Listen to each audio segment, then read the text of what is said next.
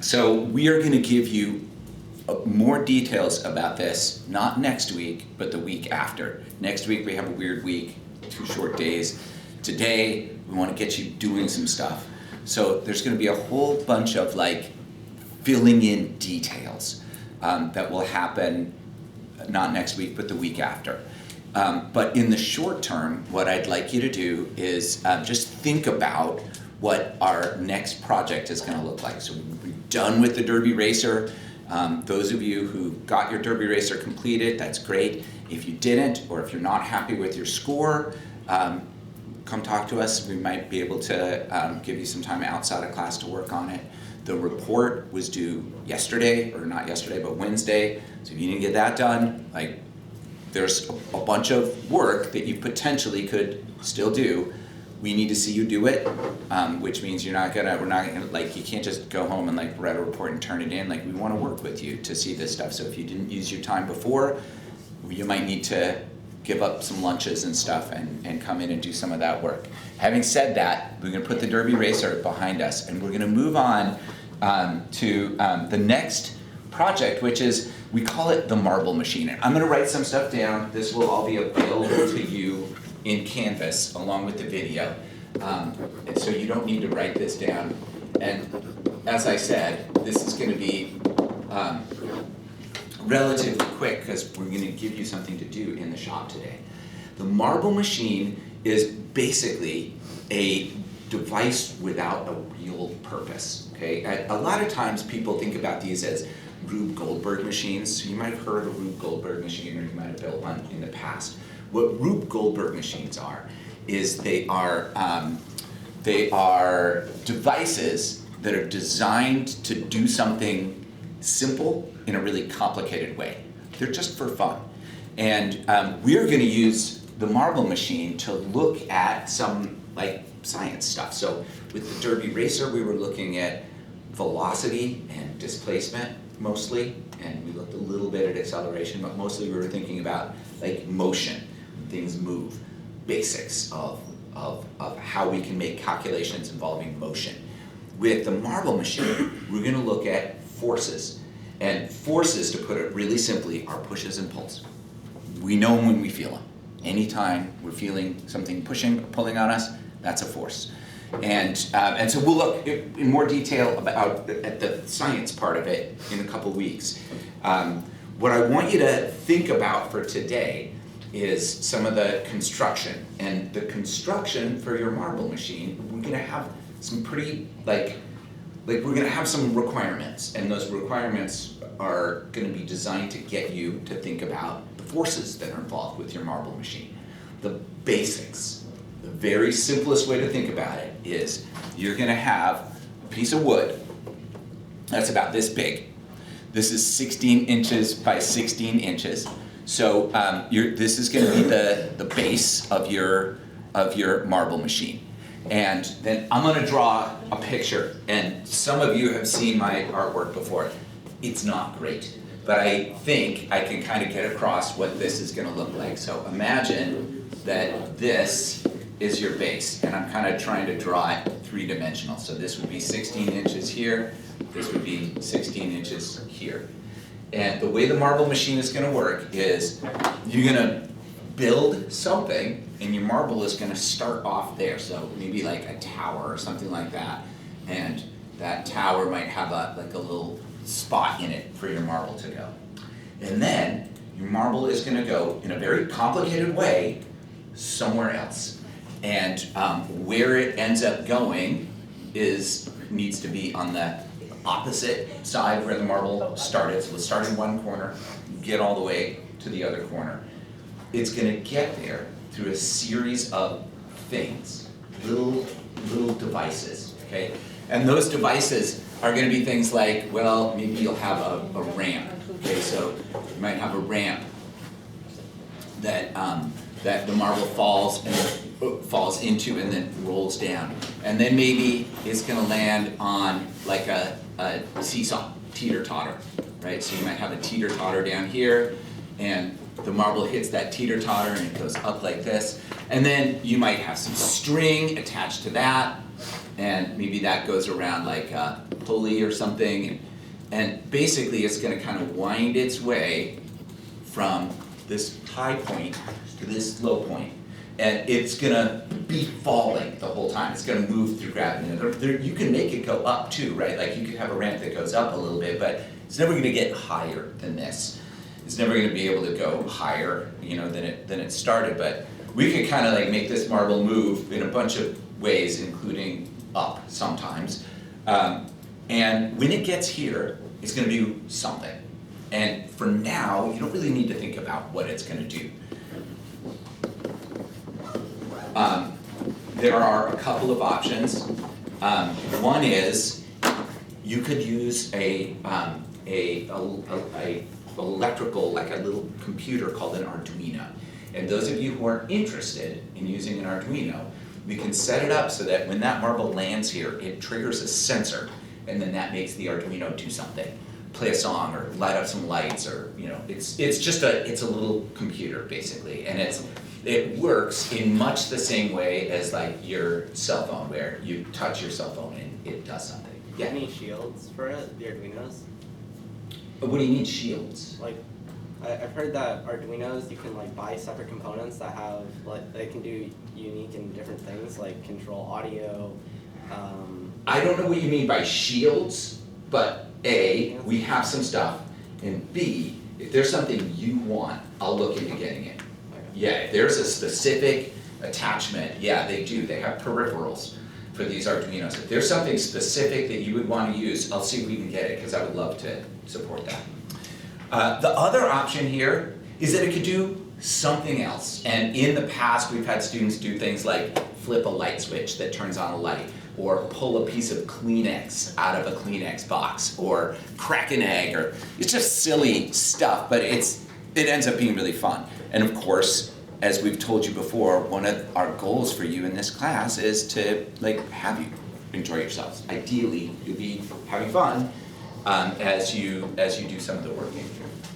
So this is the big picture. You've got this marble machine. Marble's gonna be moving from one part to another part. It's gonna do some stuff. It's gonna be fun. It's gonna be silly, and we're gonna be looking at forces.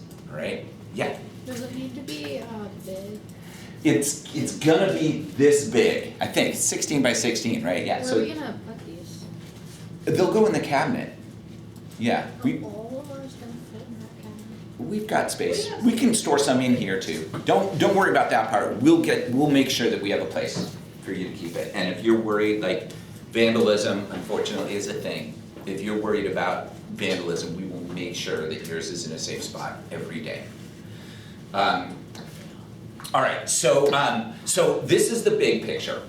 For the next 3 days, the work that we give you, the work time we give you today, and then the time that you have on Monday, and the time that you have on Tuesday, what we're gonna ask you to do is build 3 things. You could think about it as building 1 thing per day, or you could just kind of like understand that the goal is to get all 3 of these things built. So however you get there is fine. Yeah. Can you have a partner? No, this is gonna be individual. And I'll talk about that in a second, because there's a reason for that, and I wanna make sure that everybody feels supported in this. So the things that you're gonna build are called simple machines, and I have put something together. It's available in Canvas. If you have questions, if you need more specific instructions, it's here for you. You can look at this. But basically, what we're going to be building are these devices called simple machines. And simple machines do one or both of 2 things with forces. They either change the size of a force, or they change the direction of a force. And we'll give you lots of examples of that down the road. But many of you can already sort of imagine like what that might look like. Like if you use a simple, like something to change the size of a force, that like how do you do that? How do you increase a force? Well, one of the ways that we can increase force is by using a lever, like a crowbar or something. So one of the things that we'll show you, not next week, but the week after, is demonstrations of all these simple machines, how they can be used to change the size of forces. The other thing that they can do is change the direction of a force.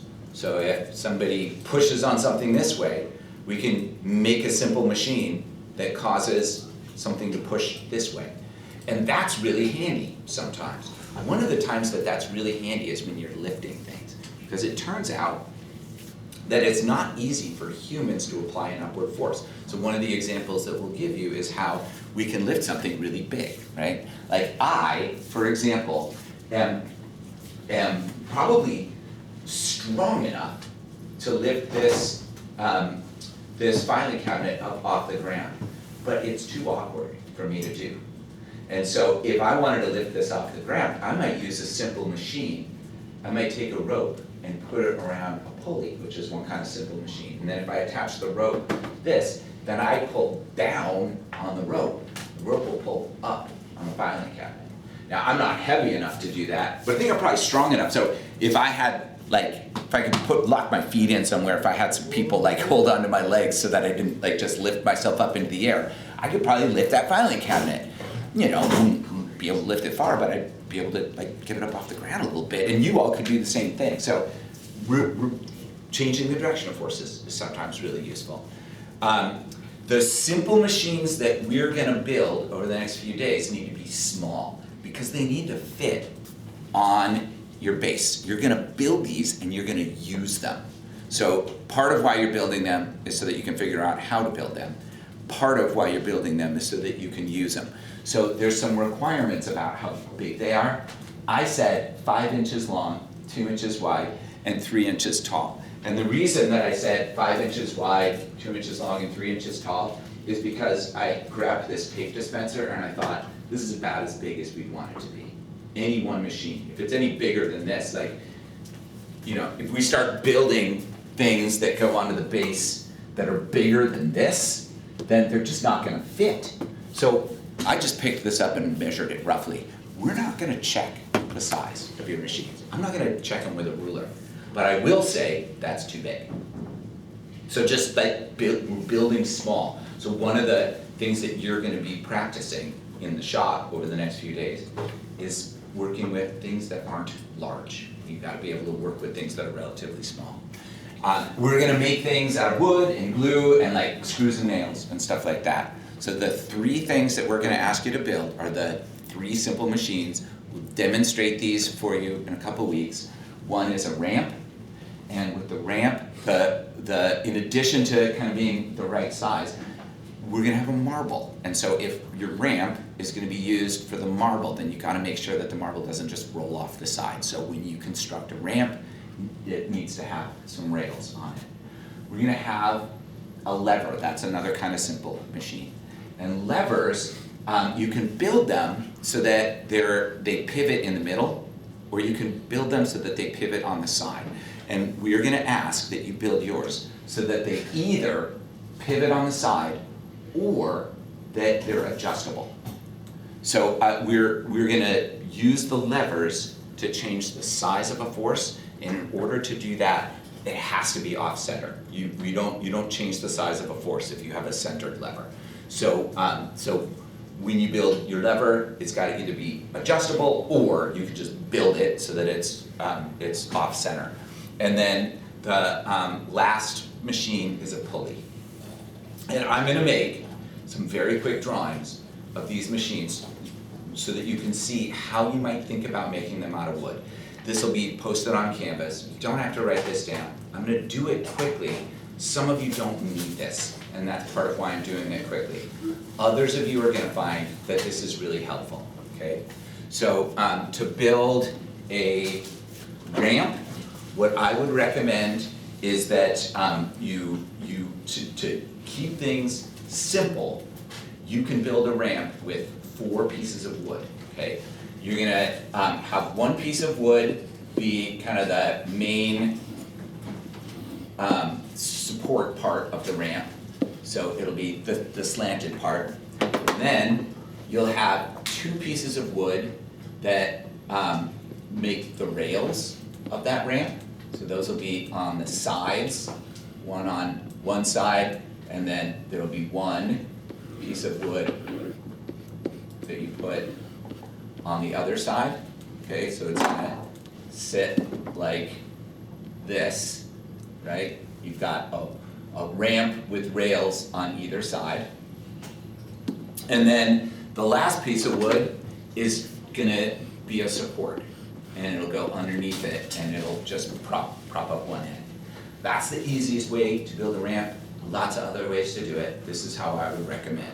This is a pretty surefire way to make a nice sturdy ramp that'll work. When you're building this and everything else, one of the things that we're gonna emphasize is quality. So in the past, like a lot of people have just like taken pieces of wood and just broken them, just like taken a broken piece of wood and kind of glued it on it.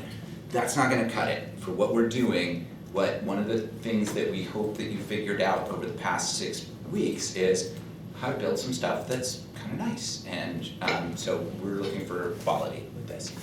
So this is how you can think about building a ramp. To build a lever, that's a little bit tricky as well. A lot of times people are like, well, I'll just take a piece of wood and then I'll just put something underneath it like this. And just like put something underneath it. The problem with that is that if you build it like this, then it's not attached and the lever will just kind of slide off in either direction. So you're like, well then I'll glue it.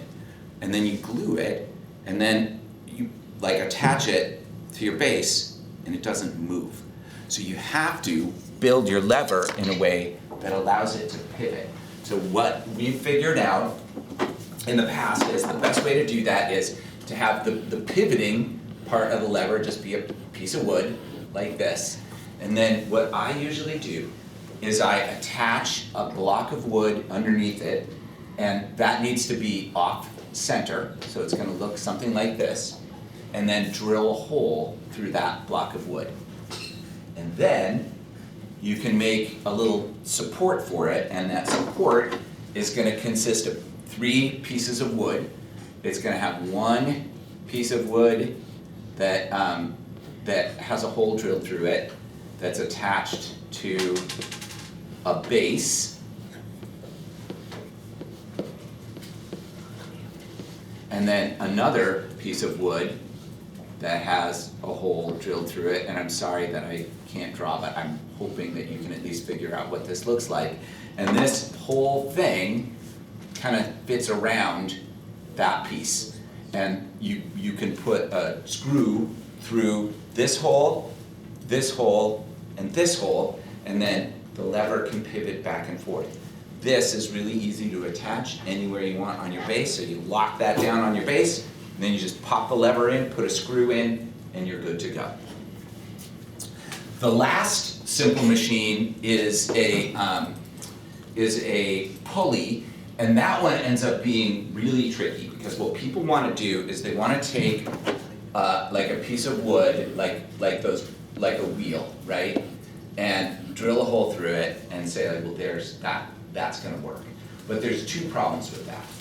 One is that in order to use a pulley, you have to have a string over it, and you're going to find it's really hard to get a string to just stay put on a piece of wood. The other thing is, for this to rotate, it has to be on something. You can't just build this part of it, because then if you put that on your machine, it won't turn. So what we do, instead of just building just one wheel, what I recommend is that the round part of the pulley is built from 3 pieces of wood.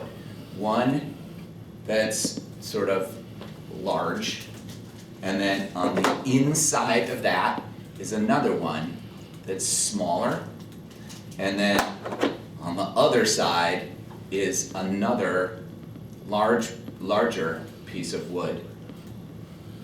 So that what you have is a sandwich. If you were to look at this from the side, what you would see is one wheel, another wheel, and another wheel.